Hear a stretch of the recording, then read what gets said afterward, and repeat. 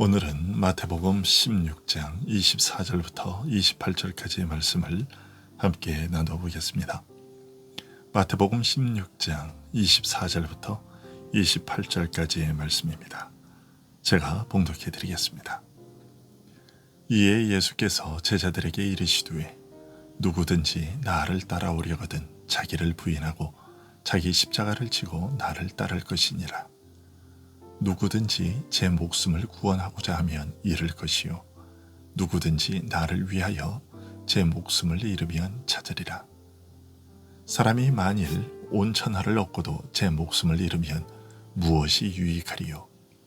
사람이 무엇을 주고 제 목숨과 바꾸겠느냐?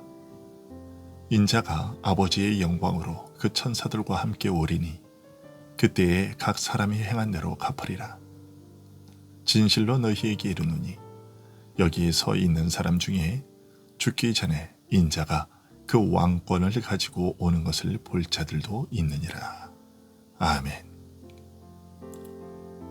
너희들은 나를 누구라 하느냐라는 예수님의 질문에 제자들은 주는 그리스도시요 살아계신 하나님의 아들이십니다 라고 대답했습니다.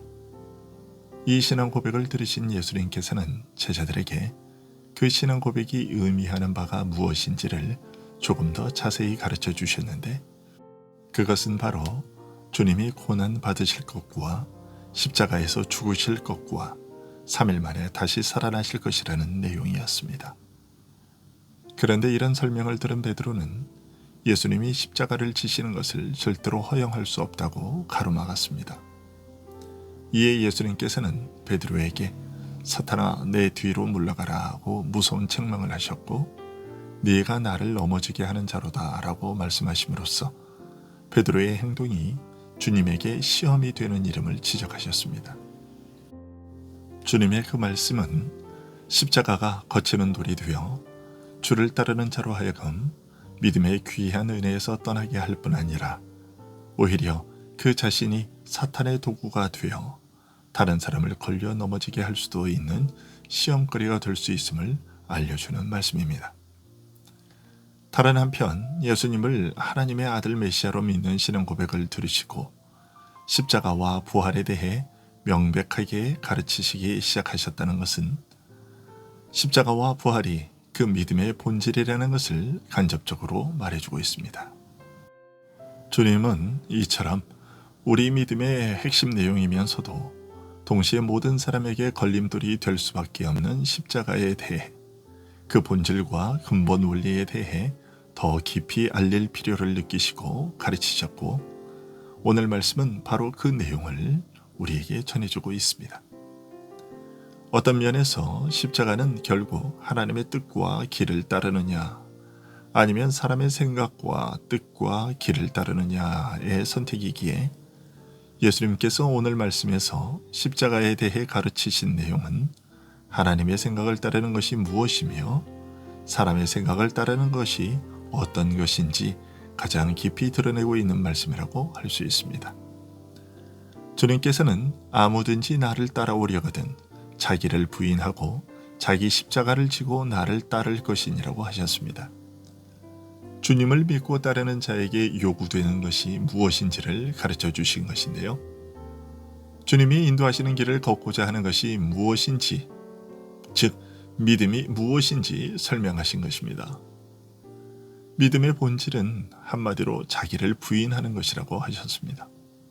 더 구체적으로 설명하자면 자기 십자가를 지고 주를 따르는 것이라고 하셨습니다.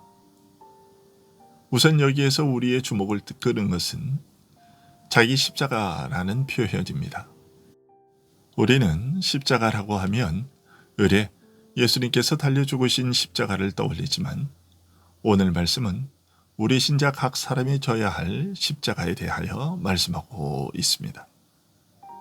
앞에서는 예수님의 십자가가 예수님 자신과 그를 따르는 제자들에게 무서운 시험이 되었다는 사실을 가르치셨는데 오늘 본문에서는 십자가라는 것이 예수님만의 것이 아니라 우리의 것이기도 하다는 것을 밝히고 계십니다. 우리 각 사람에게도 자기가 짊어져야 할 십자가가 있다는 것입니다. 그러면 우리 각 사람이 져야 할 자기 십자가는 구체적으로 무엇을 가리키는 것일까요? 그리고 왜 이것을 십자가라고 부르는 것이며 예수님의 십자가와는 무슨 관계가 있을까요? 마가복음에서 이 음란하고 죄 많은 세대에서 나와 내 말을 부끄러워하면 인자도 아버지의 영광으로 거룩한 천사들과 합의해 올 때에 그 사람을 부끄러워하리라 하는 말씀을 계속하신 것으로 보아 자기의 모든 유익을 포기하고 주님과 그의 복음을 위하여 목숨까지 희생하는 것이 신자가 걸어야 할 믿음의 길이요 그가 져야 할 십자가라는 것임을 알 수 있습니다.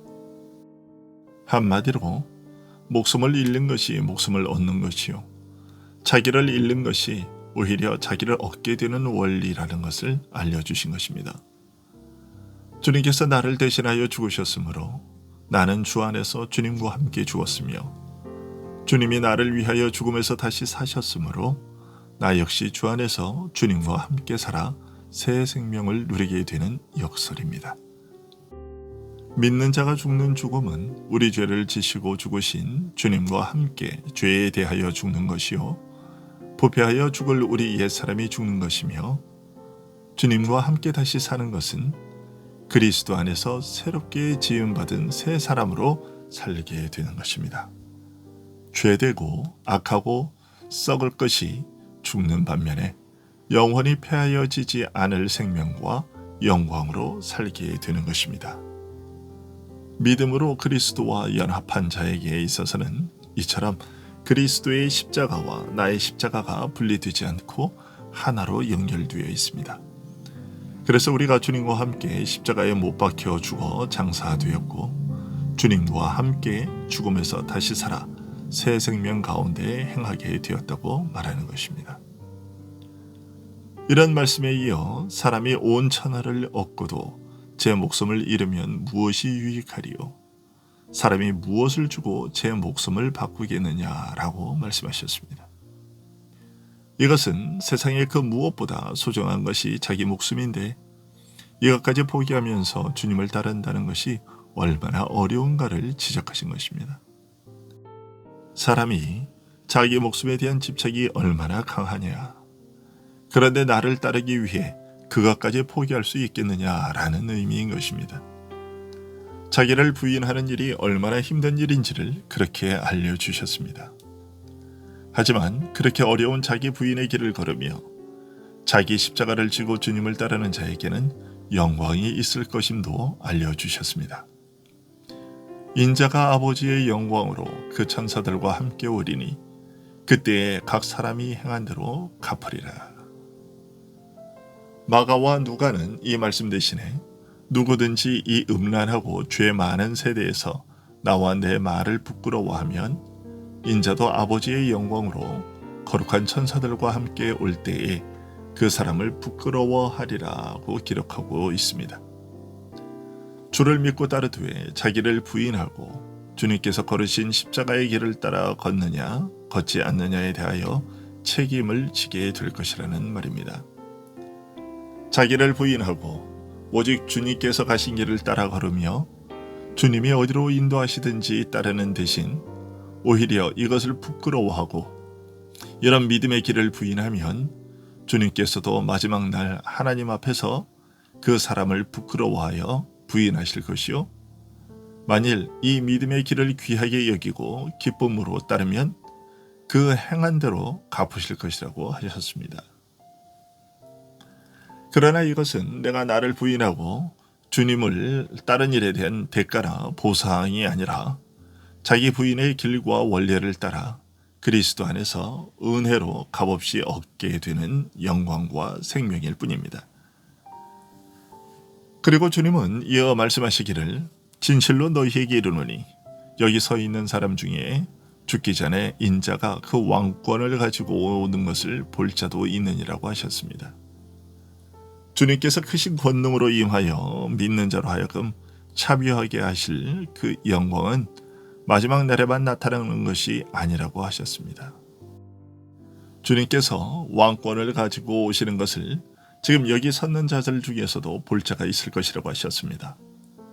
십자가에서 죽으시고 사흘간 죽음의 권세 아래 머무신 다음 바로 그 죽음의 권세를 깨뜨리시고 죽은 자 가운데서 부활하시며 승천하셔서 하늘과 땅의 모든 권세를 받으신 왕으로 하나님 우편에 앉으시는 것을 이 세대 가운데서도 목격할 자들이 있을 것이며, 그들은 승천하신 주님께서 성령을 보내어 천국의 은혜와 능력을 실현하는 축복을 경험하게 될 것이라고 말씀하신 것입니다.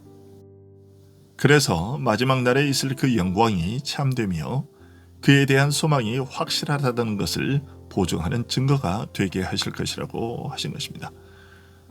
주님의 말씀대로 세상의 그 무엇보다 소중한 것이 우리의 목숨이고, 그래서 우리는 이것을 쉽게 내어놓을 수 없습니다. 그러나 주님은 자신을 따르고자 하는 자들에게 자기 부인의 삶을 요구하고 계십니다. 우리의 능력과 의지로는 불가능합니다. 하지만 하나님으로서는 하실 수 있으시니 하나님께서 우리에게 역사하시도록 간구함으로써 자기 부인의 삶을 살아가는 우리들이 될 수 있기를 간절히 소원합니다. 기도하겠습니다.